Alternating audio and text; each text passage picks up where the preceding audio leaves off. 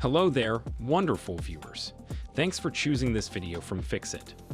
Join Fixit on a journey of knowledge and creativity. Today, I will show you how to send HD photos in WhatsApp iPhone. Remember to subscribe and click the bell icon so you don't miss any Fixit magic. Let's get started. First of all, make sure that your WhatsApp is updated because this is a new feature. Now open the app. Select the chat to whom you want to send a picture. Then tap on the camera icon. Take a photo.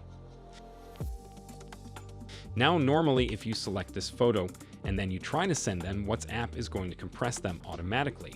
But let's say that you don't want to compress them. In that case, you can tap the HD icon from the very top. Then here you can see standard quality. You can switch to HD quality and then hit the send option. Now you'll be able to successfully send photos to this person in HD quality, and this is in a very high resolution format. This way you'll be able to send HD photos in WhatsApp on the iPhone. Did this video help you?